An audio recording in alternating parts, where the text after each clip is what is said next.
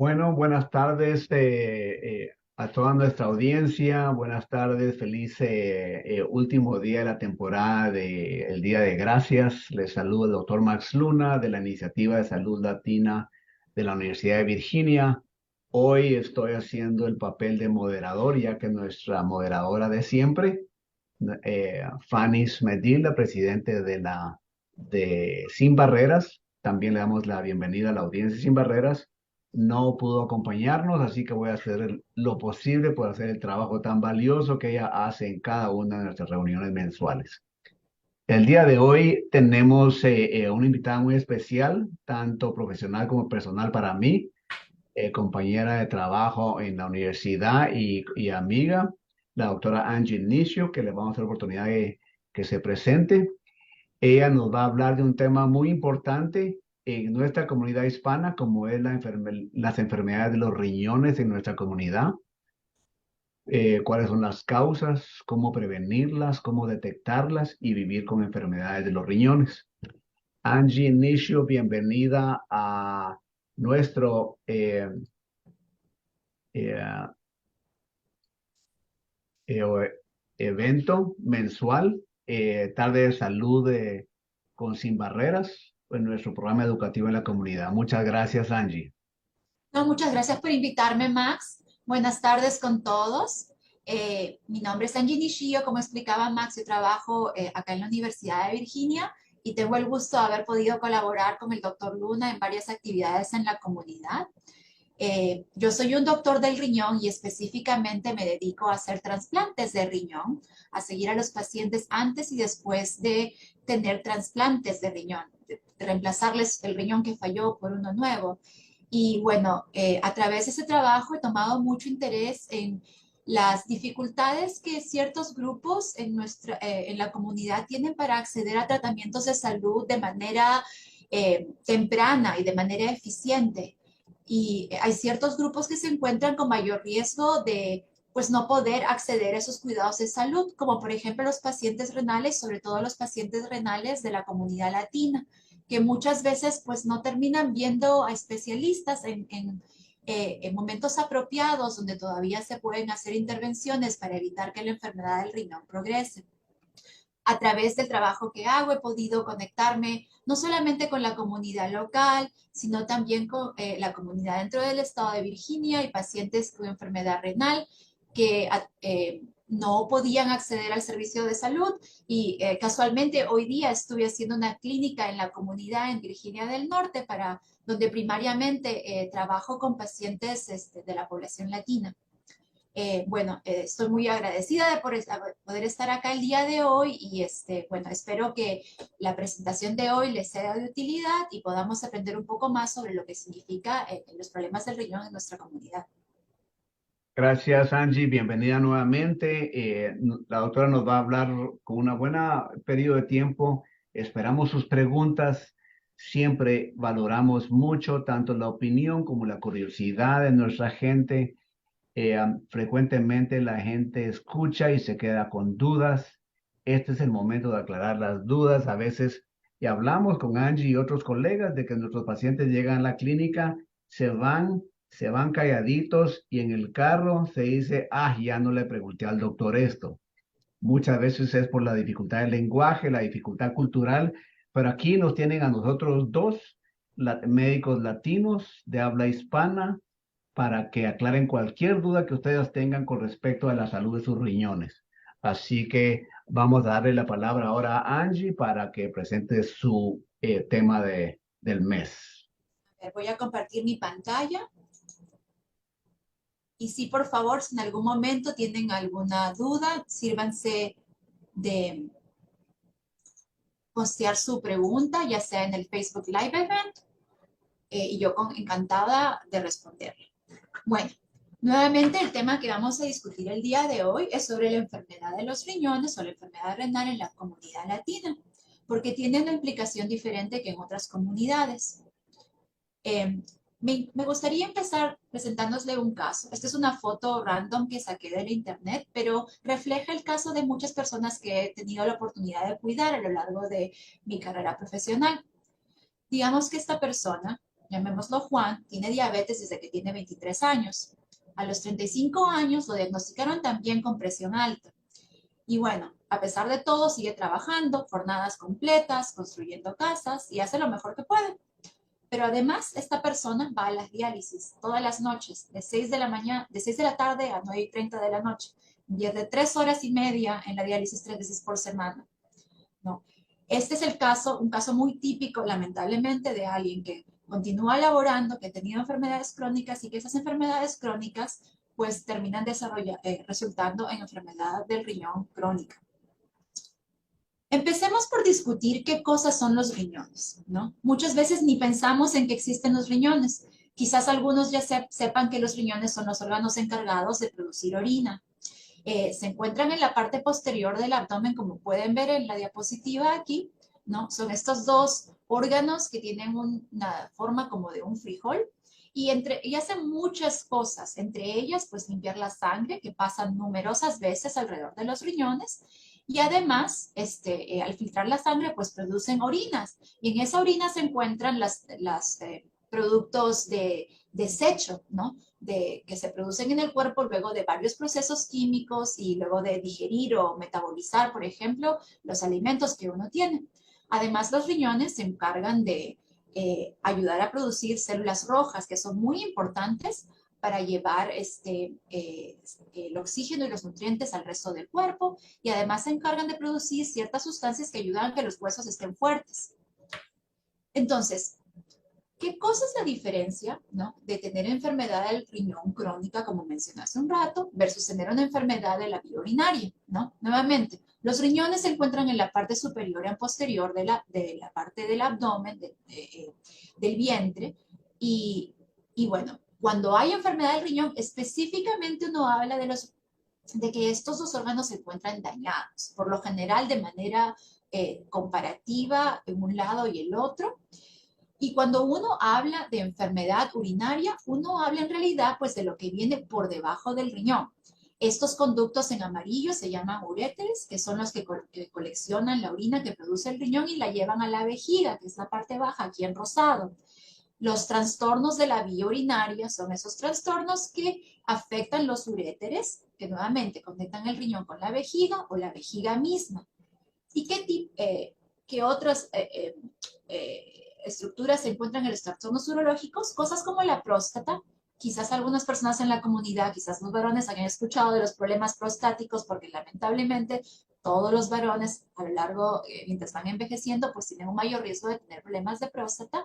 Eso es un trastorno urológico y no un trastorno del riñón, es un trastorno de la vía urinaria.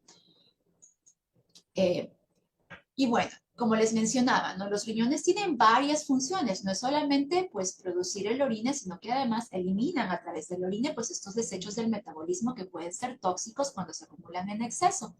Además, ayudan a regular la cantidad de sal y líquidos que uno retiene en el cuerpo. Es por eso que una de las señales que hay daño renal o problemas del riñón podría ser que uno acumular el exceso de esos líquidos y sales en el cuerpo causando hinchazón.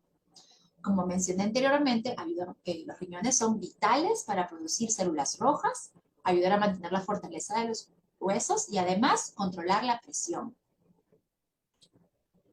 Y una de las cosas importantes o incluso pues extrañas de la enfermedad renal es que la mayoría de las personas cuando desarrollan enfermedad renal no van a tener ningún tipo de síntoma, ningún problema de salud que vaya a ser fácilmente notable o que fácil de darse cuenta hasta que la enfermedad avanza hasta estadios más severos, ¿no?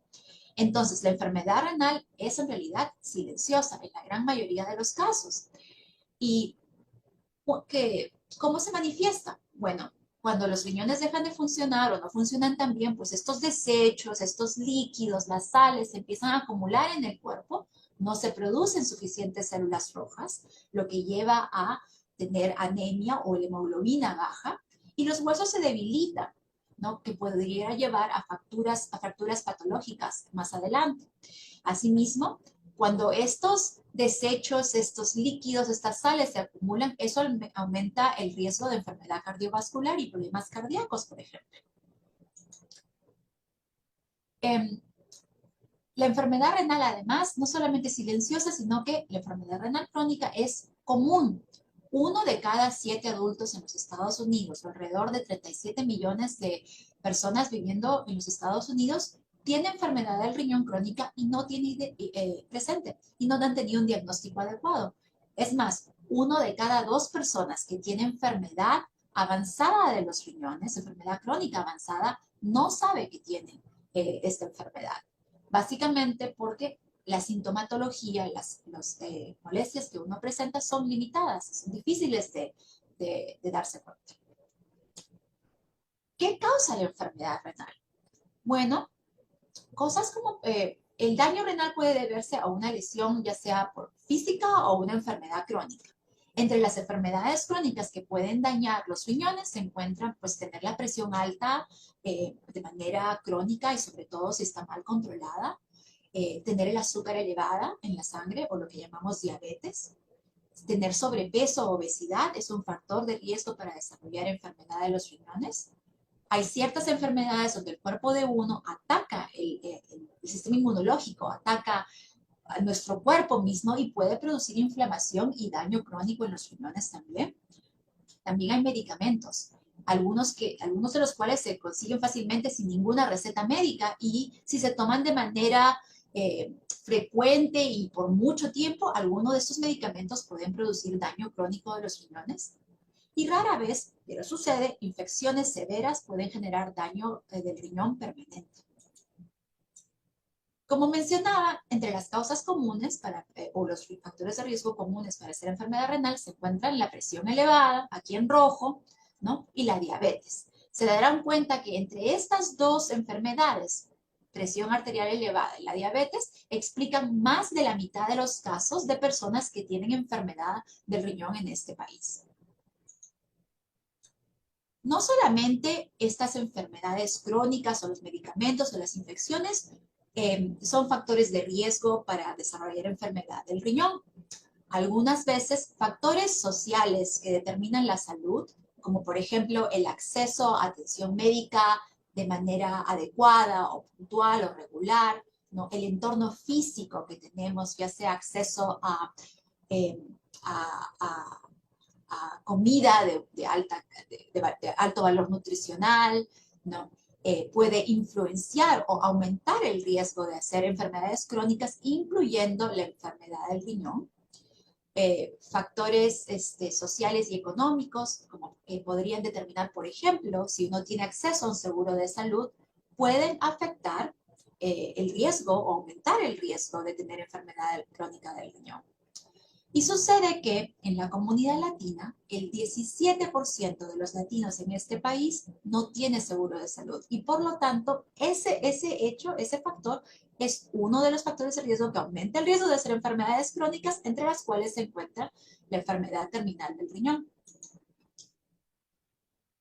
Los latinos, debido a que tenemos varios factores de riesgos que se van agregando unos sobre los otros, tenemos un riesgo incrementado de hacer enfermedad del riñón. Dentro de estos, el riesgo de diabetes en la población latina es particularmente elevado. Alrededor del 15% de los latinos en Estados Unidos tienen diabetes, ¿no? Y los latinos, como comunidad, como población, tenemos 1.5 veces más riesgo de hacer enfermedad crónica del riñón comparado con otras poblaciones como la población blanca, por ejemplo. Y dentro del subgrupo de latinos, las personas de origen americano o mexicano tienen incluso un riesgo aún mayor de alrededor de 4.5 a 6.5 veces de hacer enfermedad crónica del riñón. A los doctores nos encargan hacer estadios de todo porque nos ayuda a evaluar qué tipo de tratamientos o intervenciones uno puede hacer para enlentecer un proceso o para mejorar una enfermedad. Y la enfermedad renal crónica no es la excepción. Cuando uno habla de enfermedad crónica del riñón, hay 5 estadios. El estadio 1 siendo el estadio más temprano, donde realmente hay muy pocas señales, muy poca evidencia de que hay un daño del riñón. el riñón funciona casi al 100%, pero ya hay cambios sutiles que si uno busca, no podría encontrarlos, que indican que algo no está caminando bien. Conforme los riñones se van desgastando, conforme hay más daño establecido, pues la función del riñón baja de ser pues al 100%, baja al 80%, al 50%, al 30%, hasta que llega al estadio 5, que es el estadio más avanzado de enfermedad del riñón, en el cual los riñones funcionan menos del 15% del valor normal. Cuando eso sucede, uno tiene que, pues lamentablemente, considerar terapias más allá de pastillas o medicinas para poder mantener la estabilidad del cuerpo y poder mantener la salud y el bienestar. Terapias como hacer diálisis o como, por ejemplo, recibir un trasplante de riñón.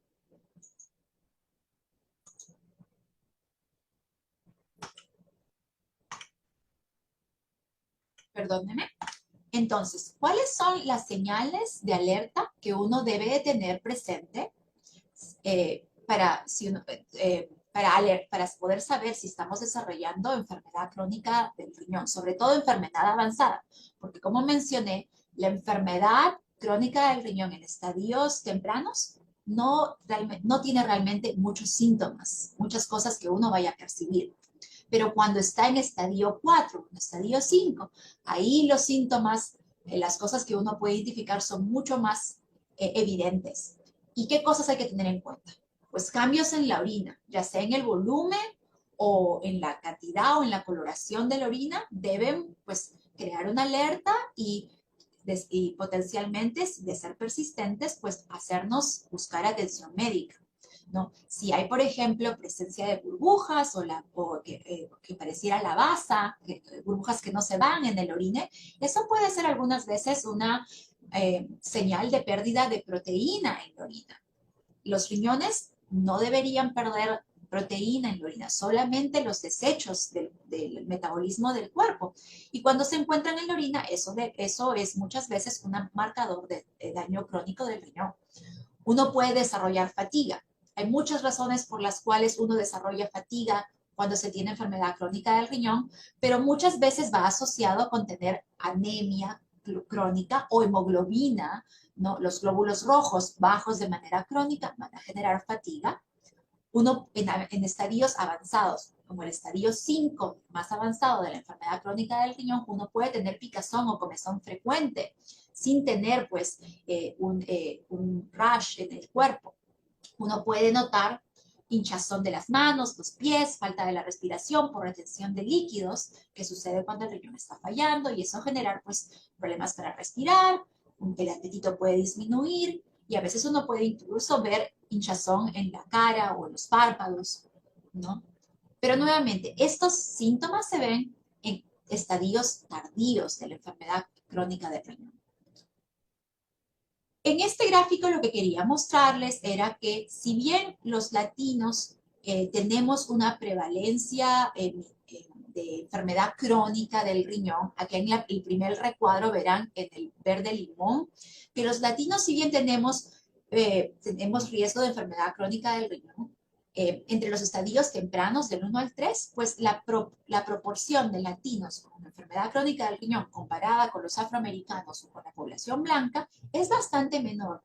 Sin embargo, nuestro riesgo de progresar hacia estadios más avanzados, sobre todo el estadio terminal o estadio 5 de la enfermedad del riñón, es mucho más alta, comparados nuevamente con otras poblaciones como la población blanca. Lo mismo es cierto para los afroamericanos en este país. Tienen un riesgo mucho mayor de progresar de estadios menos avanzados a estadios más avanzados. Hablando de las opciones para tratar la falla crónica del riñón, ¿no? Como mencionaba, cuando eso sucede, cuando uno ya tiene un estadio avanzado, un estadio 5, en el cual el riñón no puede hacer sus funciones de manera adecuada, pues hay dos formas de tratar. Uno hace la diálisis, como el paciente que mencioné al comienzo de esta presentación, o uno hace un trasplante. Para hacer la diálisis, una de las formas más comunes es ir a una clínica de diálisis. Quizás alguna persona haya tenido a alguien en la comunidad que haya recibido diálisis. Uno puede hacer diálisis a través de la sangre o diálisis a través de un procedimiento especial donde uno pone un fluido en la barriga que ayuda a limpiar la sangre a través de los pequeños vasos sanguíneos que están dentro de nuestros abdómenes, dentro de nuestra barriga, o uno puede hacer trasplante. Y los trasplantes pueden ser de donantes vivos, de donantes fallecidos, ya sea porque el cerebro falleció primero o porque el corazón falleció primero. Estos son los tratamientos disponibles en este momento para tratar a aquellos pacientes cuyos riñones han fallado completamente. Otra de las cosas que quería hacerles notar es que el 18% de los pacientes que tienen enfermedad severa del riñón se identifican como latinos. Nuevamente, otra manera de crear conciencia de que nuestra población, nuestra comunidad, tiene no solamente este riesgo incrementado, sino que además avanzan a estadios más severos, ¿no? Más frecuentemente, y por lo tanto tienen mayor necesidad de recibir esas terapias para reponer los riñones que ya completamente fallaron, como el trasplante, ¿no? Alrededor de 1 de cada 4 personas esperando por un riñón se identifican de origen latino. Lo bueno es que, a pesar de que tenemos un riesgo incrementado, no todas las personas de nuestra comunidad tendrán enfermedad crónica del riñón. Es más, la mayoría no lo tendrá. Pero uno tiene que, nuevamente, crear alerta, tener conocimiento para poder identificar esos factores de riesgo que a lo largo del tiempo podrían terminar en desarrollar enfermedad crónica para poder poner en práctica intervenciones o cambiar ciertas cosas en nuestros hábitos y en nuestra salud para disminuir la probabilidad de que uno desarrolle enfermedad crónica del riñón. La prevención es clave, como cualquier otra enfermedad.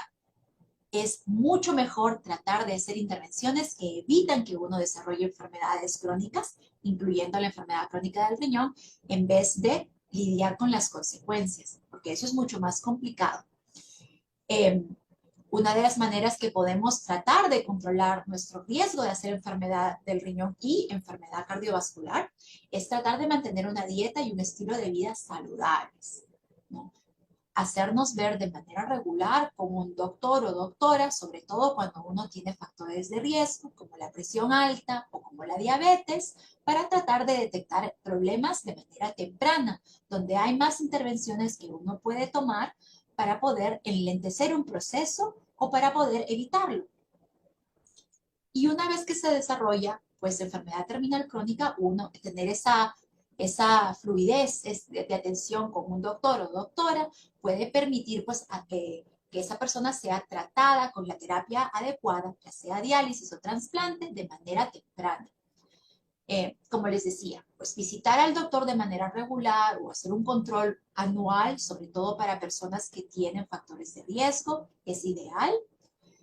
Si uno tiene factores de riesgo como la diabetes, pues mantener un control muy estrecho del nivel de azúcar en la sangre para evitar los daños a largo plazo del azúcar elevada crónica. Igualmente controlar la presión, para controlar la presión, pues no solamente la dieta baja en sal es importante, sino además tomar pues los medicamentos para regular esa presión y mantener un estilo de vida activo. ¿Qué me refiero con activo? Pues hacer ejercicio de manera regular. A veces es difícil lograr hacer ejercicio todos los días o la mayoría de los días, pero uno tiene que tratar de hacer ese esfuerzo e idealmente hacer 30 minutos por lo menos de ejercicio aeróbico por lo menos 5 días a la semana. Si uno fuma, dejar de fumar también ayuda. El cigarrillo, el tabaco no es bueno ni para los riñones ni para el corazón. Y bueno, evitar cosas que podrían aumentar nuestro riesgo de hacer enfermedad aguda o enfermedad crónica del riñón, como por ejemplo la automedicación. Y sobre la automedicación quería hacer una pequeña pausa o hacer un poquito más de énfasis porque no es poco común, sobre todo cuando uno tiene dificultad en acceder a doctores de una manera adecuada o una manera temprana, pues que uno vaya pues a la tienda o a la farmacia y obtenga medicamentos para tratar algún malestar. La mayoría de las veces eso no va a ser un problema, pero hay ciertas situaciones en las cuales Esos medicamentos que pueden ser benignos y pueden no generar ningún problema en la mayoría de los casos, en algunas personas sí puede generar problemas en los riñones y causar, por ejemplo, daño agudo. Luego de tomar una medicina puede súbitamente o rápidamente dañar el riñón. A veces sucede de esta manera. O algunas veces medicamentos que uno recibe sin prescripción médica, sin supervisión, que uno toma para tratar, por ejemplo, alguna dolencia o alguna infección y uno continúa automedicándose, podrían enmascarar síntomas de otra enfermedad crónica que esté sucediendo y que uno es menos consciente porque está parcialmente tratando los síntomas, pero no el problema de la enfermedad crónica. Y permitir que un problema como la enfermedad crónica del riñón pues avance sin tener la oportunidad de hacer intervenciones para enlentecerlo. ¿Qué medicamentos hay que tener en consideración? Los antiinflamatorios, por ejemplo. Acá les he puesto algunos en la pantalla, algunos ejemplos, como por ejemplo, pues el Advil o el ibuprofeno, el Aleve o el naproxeno o el diclofenaco, que a veces se pueden conseguir en las farmacias o a veces incluso en las tiendas de abarrotes del barrio, ¿no? Hay que tener cuidado. Estos no son medicamentos malos para uno, pero tienen su indicación y uno debe tomarlos por periodos cortos, porque nuevamente tomar medicinas de este tipo por periodos prolongados puede generar más malestar. Asimismo, antibióticos, ¿no? ¿Quién, por ejemplo, no ha tenido una angina o alguna infección dental y termina pues consiguiendo un antibiótico y tomándolo, ¿no? Muchas veces esto no va a ser un problema, pero puede suceder y lamentablemente como doctor del riñón he visto suceder esto más que en más de una ocasión. Estos antibióticos pueden generar daño agudo en los riñones que puede terminar en daño permanente y enfermedad crónica del riñón. Lo más importante y lo que estamos tratando de hacer el día de hoy es crear conciencia en nuestra comunidad de que la enfermedad renal, si bien es silenciosa, es importante y es frecuente. Pero hay cosas que uno puede hacer para evitar, para enlentecer el avance de la enfermedad del riñón. Y el primer paso es, pues, tener conocimiento de que esto existe, discutir con nuestras familias, esparcir, digamos, el conocimiento, fomentar controles en la comunidad para que uno, pues, tenga la oportunidad de saber, tengo la presión alta, tengo la glucosa elevada, el azúcar elevada, sabiendo que son factores de riesgo para tener la enfermedad del riñón. Nosotros, como parte de la iniciativa de salud en la comunidad latina, hemos hecho, por ejemplo, evaluaciones en las cuales uno mide la presión, mide el azúcar y a veces también podemos medir pues, proteínas en la orina para ver si es que hay una evidencia de daño renal. Atender estos eventos comunitarios representa una oportunidad para saber si hay motivo de preocupación. Pues compartir la información en redes sociales, compartir la existencia de estos eventos para que otras personas tengan la oportunidad de hacer una evaluación temprana, ¿no? Apoyando a grupos que se encarguen de vigilar y fomentar la salud renal. Y obviamente lo más importante, creo yo, es abogando para que las personas, todas las personas, tengan acceso a una atención médica pronta y rápida, ¿no? Para que en vez de, por ejemplo, tener que automedicarse por un problema de salud, uno puede ser aconsejado de manera adecuada en qué medicaciones son importantes para tratar un problema específico y evitarse los riesgos que a veces suceden con esas medicinas. Creo que este es mi último slide. Muchas gracias. Muchísimas gracias, Angie. Clara y concisa el mensaje. Una de las preguntas que uno tiene, tenemos algunas preguntas aquí que han ido viniendo, pero dándole seguimiento a esta circunstancia de una enfermedad que no da síntomas, que es el problema de todos nosotros que manejamos la presión arterial, manejamos la diabetes y la enfermedad renales. Si uno no tiene síntomas, no sabe cómo detectarse. Si uno no tiene acceso a salud, no tiene acceso a chequearse. Si uno no tiene la cultura de prevención, pues ni busca oportunidades para prevención. Y tú mencionaste que el 17% de la comunidad hispana en los Estados Unidos no tiene seguro. Y si dividimos eso por los hispanos que nacieron fuera del país, es el doble. Y sí, el doble de falta de acceso a atención médica. Y los hispanos que nacieron fuera del país y que no tienen una documentación oficial, tienen menos de la mitad de las personas tienen atención médica. Y es por eso que toda nuestra gente que está sin acceso a estos chequeos, estamos tratando de buscar oportunidades a darles ese servicio. Y estuvimos con tu persona, con el Departamento de Nefrología de la universidad, apoyando a la comunidad hispana en un programa de detección de enfermedad renal temprana y se atendieron 40 personas que se les hizo múltiples pruebas de riesgo de enfermedad renal. Y eso es lo que estamos tratando de hacer tanto con programa educativo como programa de servicio a la comunidad. Entonces, recordándonos que además de la falta de acceso médico, a veces por no tener acceso médico, por venir con una cultura de que solo voy a ir al médico para cuando estoy enfermo, no nos chequeamos cuando hay algunas oportunidades. Tenemos unas preguntas, aquí hay una pregunta bien específica, doctora Nisio, ¿qué es la nefritis renal? Nos preguntan.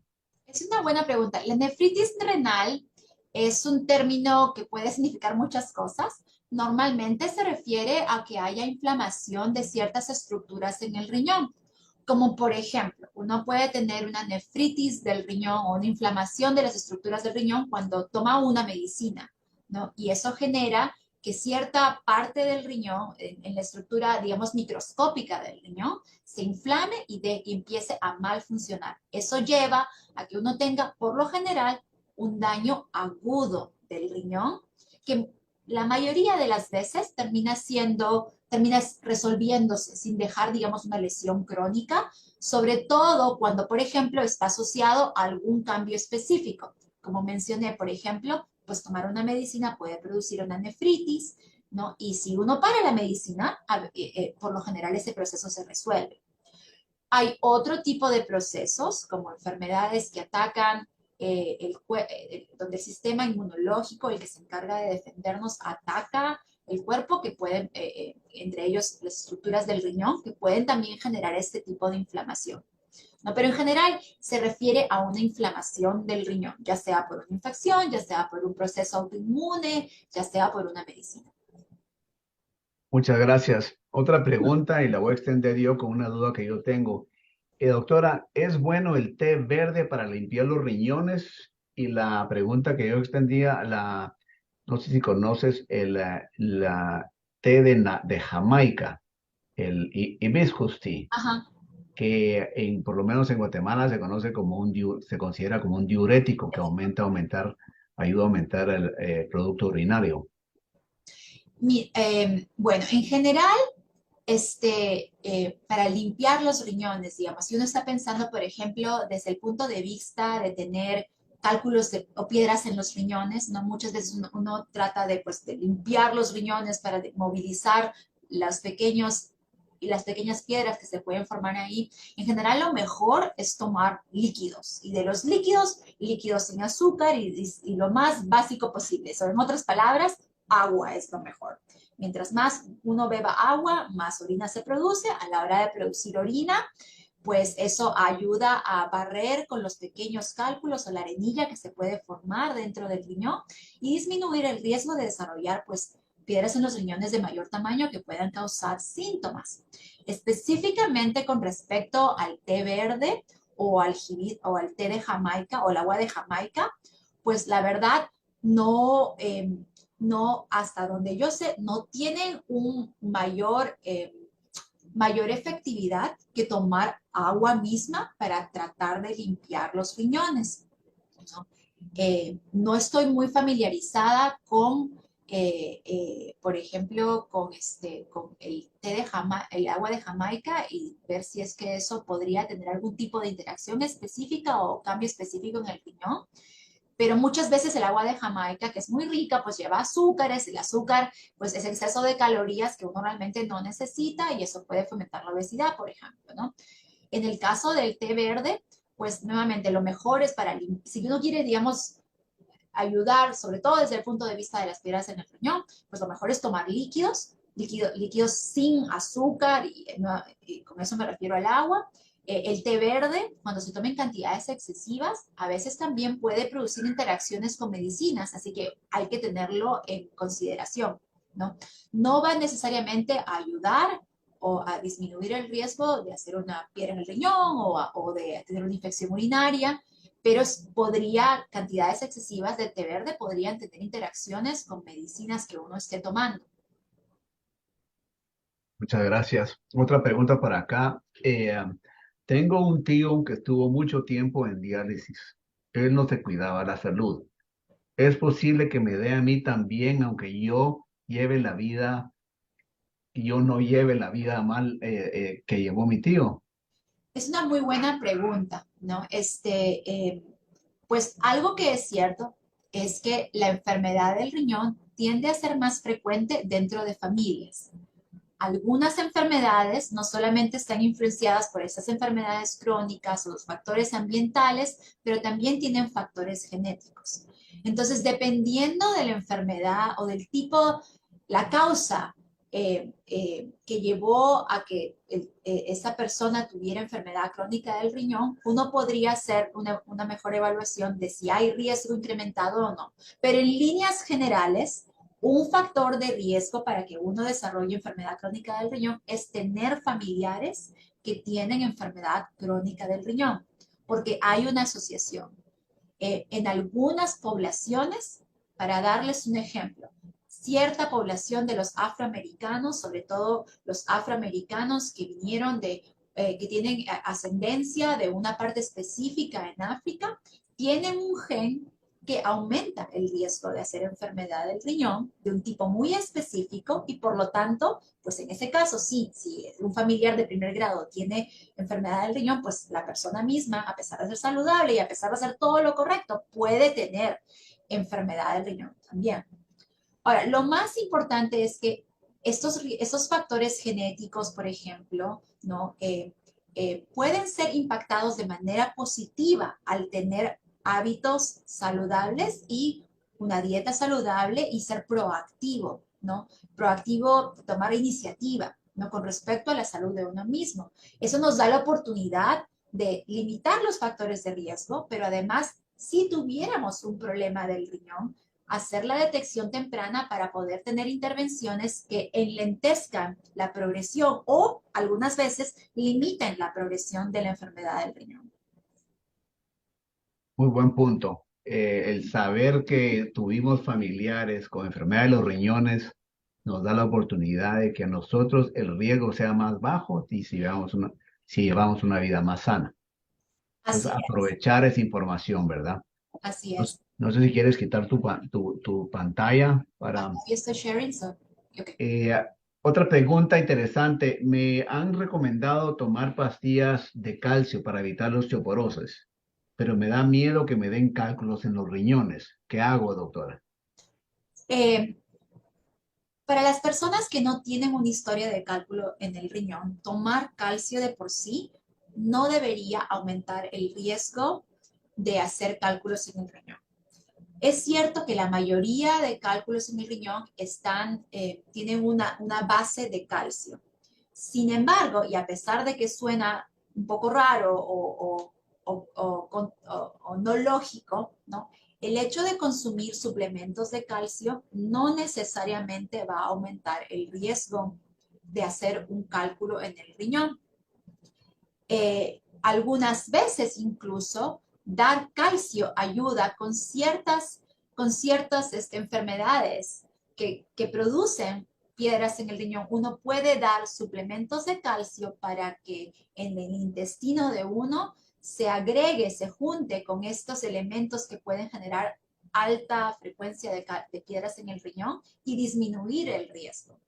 Así que contrario a lo que uno piensa de manera común, pues un poco de calcio con vitamina D no necesariamente es un problema. Eso sí, yo recomendaría que si alguien decidiera tomar calcio con vitamina D o sin vitamina D, pues uno lo discutiera con su doctor, porque no todo el mundo lo necesita, ¿no? Hay ciertas poblaciones que se van a beneficiar de ese tratamiento y ciertas personas que no. Así que lo mejor es que si de uno decide, a pesar de que eso sea una medicina o un suplemento de venta libre en la farmacia, si uno decide tomar algo de este tipo, es mejor discutirlo con su doctor o doctora para evaluar si hay algún tipo de riesgo. Excelente. Eh, um, yo creo que eso es lo que teníamos de preguntas, Angie.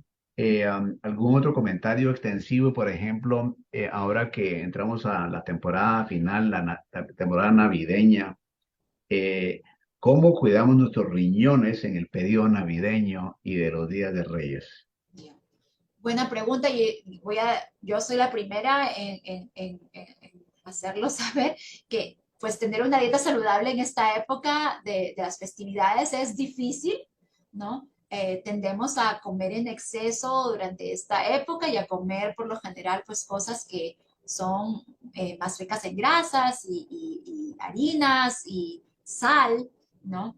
Eh, entonces, si la persona que no tiene problemas crónicos de salud como la presión alta o que no tiene enfermedad crónica del riñón, pues yo siempre recomiendo pues todo con moderación, ¿no? Si uno quiere comer algo que no es necesariamente pues lo más saludable, pues comer en poca cantidad, con poca frecuencia para darse el gusto, digamos, ¿no? Pero si uno tiene problemas crónicos de salud, como por ejemplo la presión alta o incluso si uno tiene enfermedad crónica del riñón, pues ahí las implicaciones son diferentes. En ese caso, pues porciones más pequeñas de alimentos que tengan, pues que sean ricos en sal, ¿no? Porque si uno consume más sal, no piensen, cuando digo consumir más sal, piensen, por ejemplo, piensen, por ejemplo, en el relleno del pavo, si alguien come pavo, o por ejemplo, en las salchichas o los chorizos o los embutidos, ¿no? O el jamón de Virginia, por ejemplo, son muy, muy ricos en sales. Y para la persona que tiene presión alta o enfermedad crónica del riñón, eso va a llevar a que uno retenga esas sales dentro del cuerpo. Y cuando uno las retiene, pues eso genera que la presión se eleve, que uno retenga fluidos junto en el cuerpo también, que uno desarrolle, por ejemplo, hinchazón en las piernas. O incluso falta en la respiración, problemas para respirar. Otra cosa en tener en consideración, y esto es más pertinente cuando alguien tiene enfermedad crónica, si alguien tiene pues estadio 3 o 4 o incluso 5 de enfermedad crónica o ya está en la diálisis, pues uno tiene que tener cuidado no solamente con la sal, pero también con la cantidad de proteína que uno consume. Porque cuando el riñón no funciona, recuerda que mencioné que se acumulan los desechos del metabolismo de los productos del cuerpo, pues uno de ellos son los desechos de digerir, de procesar las proteínas en el cuerpo. Y y cuando digo proteínas me refiero pues a las carnes, no ya sean de res o de pescado o de cualquier animal, o a los productos lácteos, por ejemplo. Las personas que tienen enfermedad muy avanzada del riñón o enfermedad terminal del riñón, pues tienen dificultad desechando estos productos del metabolismo, del procesamiento de la comida y se acumulan en el cuerpo y eso tiene consecuencias a corto y largo plazo. Entonces, estas personas tienen que disminuir la cantidad de proteína que uno ingiere y esto es pertinente en esta época porque nuevamente, pues en estas festividades uno tiende a consumir mayor cantidad de alimentos ricos en sales y mayor cantidad pues de productos con proteína como las carnes, ¿no? Y los quesos. Excelente.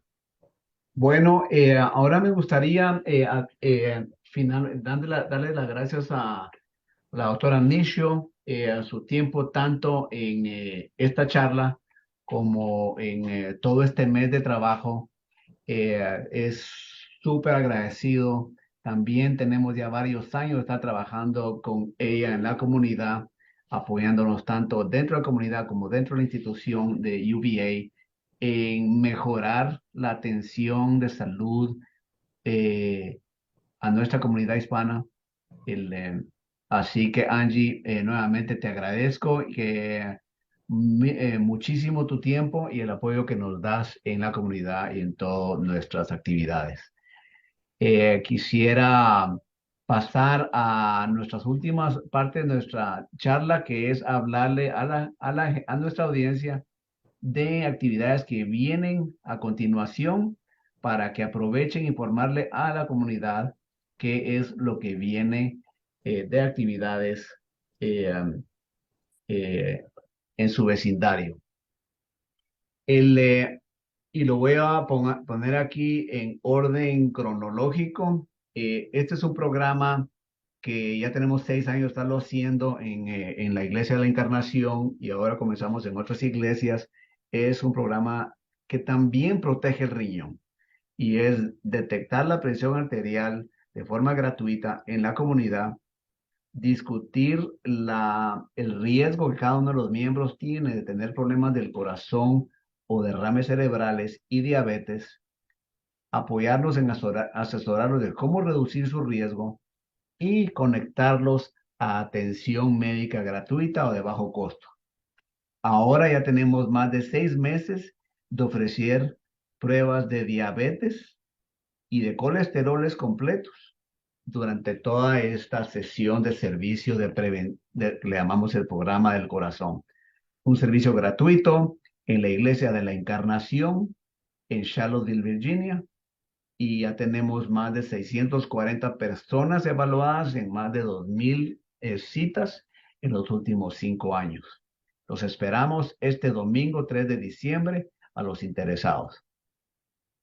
Otro programa que tenemos ya más de 8 meses de estarlo haciendo es uno enfocado al sur del área de Charlottesville, Virginia, y se llama el Programa Comunitario del Sistema de Salud de UVA, en donde estamos enfocados en dos comunidades, una comunidad hispana y otra comunidad afroamericana, y nosotros coordinamos el servicio que damos de forma mensual en esta localidad.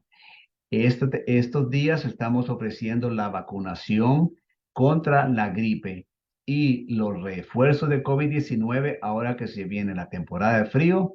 El virus de la gripe está prevalente y las defensas que estamos teniendo ante el COVID-19 van bajando. Se recomienda considerar obtener el refuerzo de contra el COVID-19 a gente de mayor riesgo, mayores de 50 años o personas con enfermedades crónicas.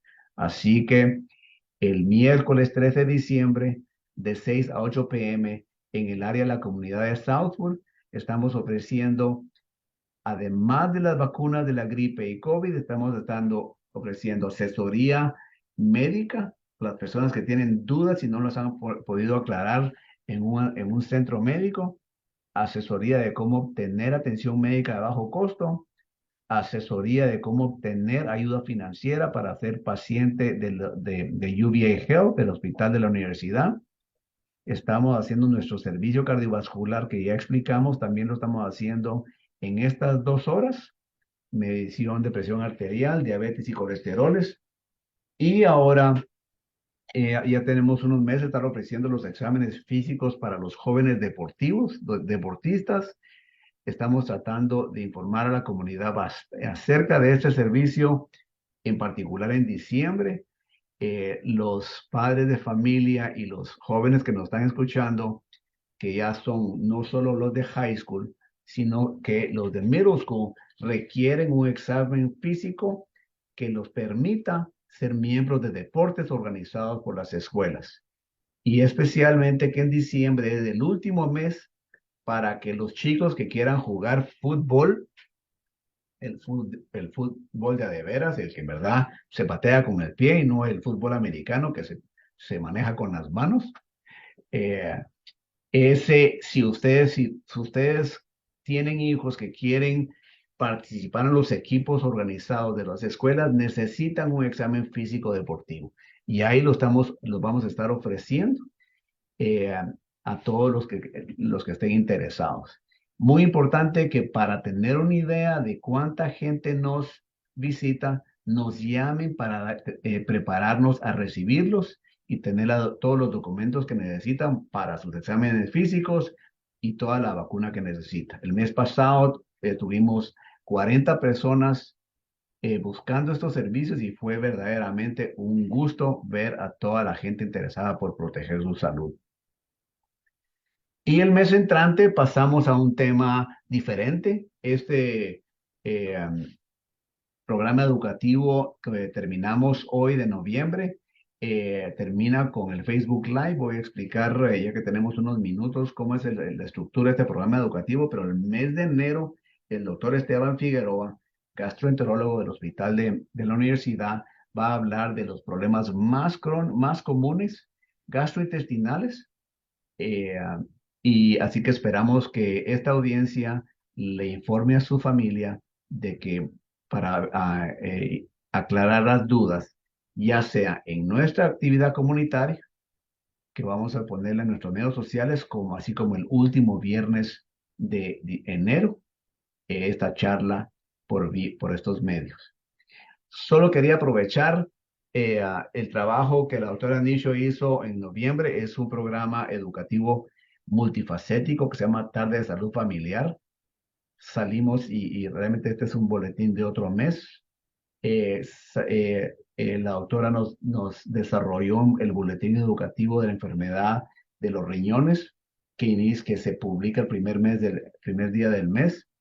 Luego llevó este tema a nuestros promotores de salud el primer miércoles del mes y ahí capacitó a 10 promotores para tener ese mensaje y llevar este mensaje a la comunidad de cómo proteger nuestros riñones. Así como los promotores nos dieron muchas opiniones de cómo llevar este mensaje a la comunidad. Y hace 2 sábados tuvimos el servicio comunitario de detección de enfermedad temprana de los riñones, eh, en donde les dimos el servicio a aproximadamente 40 personas de la comunidad.